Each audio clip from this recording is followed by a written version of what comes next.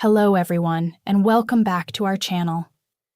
Before continuing, please review the legal disclaimer provided in the comments section of this video, and make sure to see the video till the end to get a full understanding of how it all works. On this channel, we share practical guidance on visa processes, immigration pathways, investment and citizenship options, and related topics to help you make informed decisions. If you are unsure about your visa options or planning your next step, consider subscribing and enabling notifications so you stay updated with the latest developments. Picture this. You're a skilled worker living in New Zealand.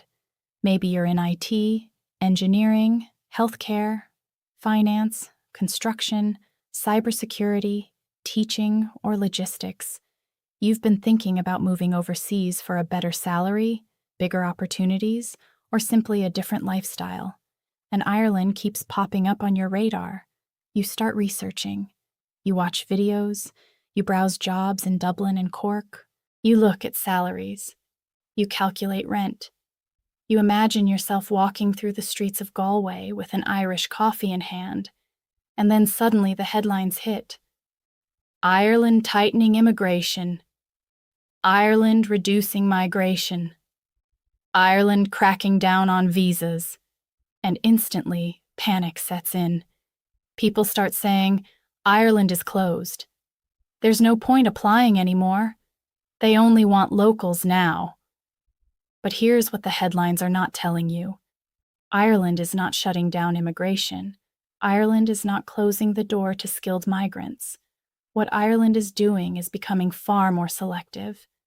And for skilled New Zealanders, that distinction matters enormously, because if you understand how Ireland's immigration system actually works in 2026, you may realize this is still one of the best pathways for Kiwis wanting European residency, high-paying jobs, international experience, and eventually even an EU passport.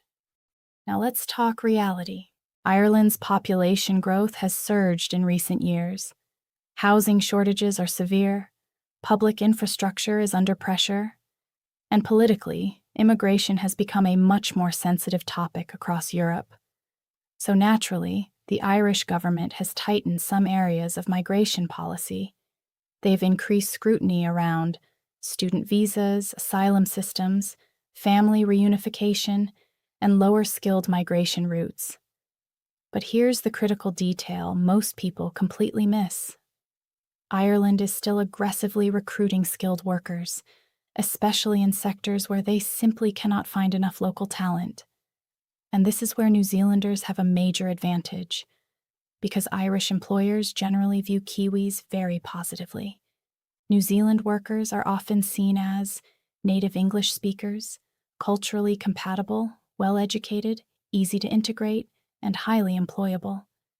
You already come from a trusted Western country with a strong passport and internationally recognized qualifications.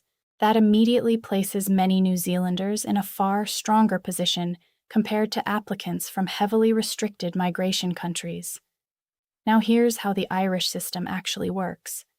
Ireland mainly operates through employment permits rather than points-based migration like Australia or New Zealand.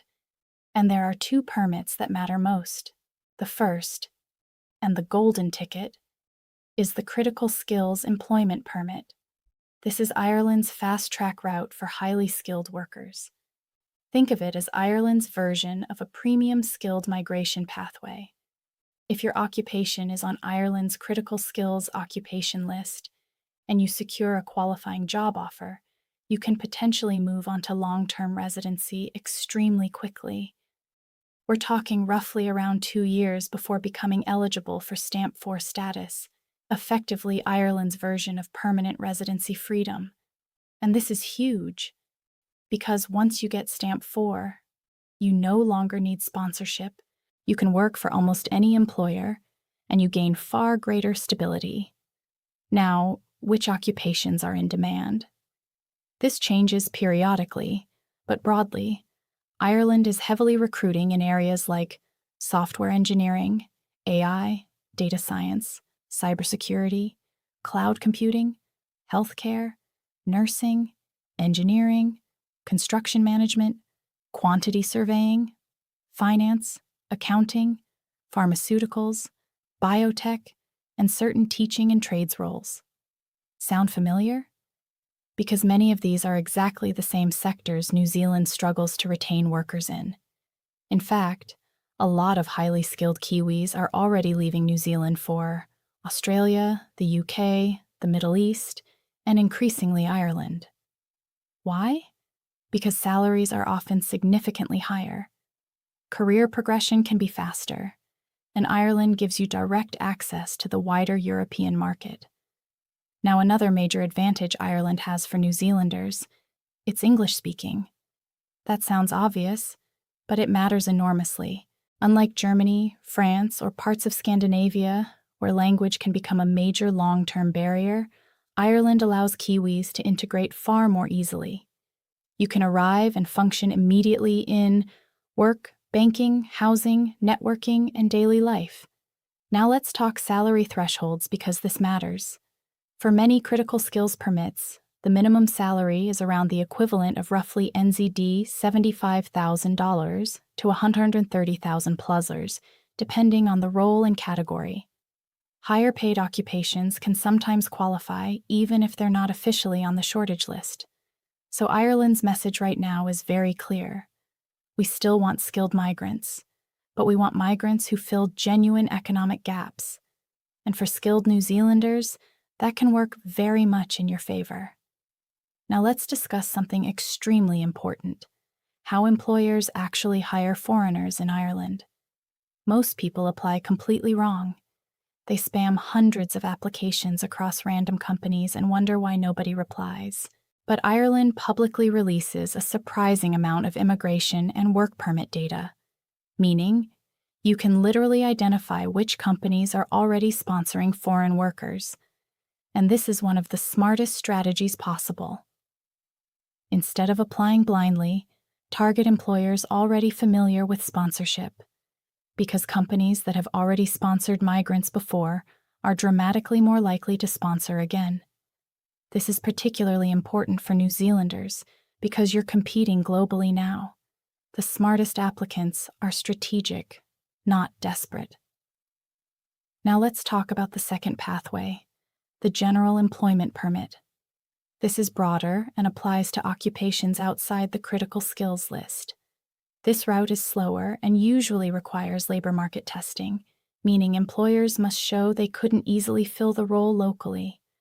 Permanent residency also takes longer through this pathway, but it still works, especially for hospitality managers, certain trades, transport roles, construction, agriculture specialists, and various mid-skilled occupations. And again, many New Zealanders actually fit these categories very well because Kiwi work experience is generally respected internationally. Now here's another major reason Ireland is attractive for Kiwis: the citizenship pathway. Because Ireland is not just another temporary work destination. If you stay long-term and build a life there, you can potentially become eligible for Irish citizenship. And that matters because an Irish passport is one of the strongest passports in the world. It gives you European Union freedom of movement, UK access under the Common Travel Area, and visa-free access to most major countries globally. Think about that strategically. A New Zealander who becomes an Irish citizen effectively gains full EU work rights, access across Europe, and another top-tier passport. That is massive optionality, especially in an increasingly uncertain world. Now, does this mean Ireland is perfect? Absolutely not. Housing is extremely expensive. Dublin rents can shock even Aucklanders. Infrastructure pressure is real. Competition for jobs has increased. And the weather can be brutally gray compared to New Zealand.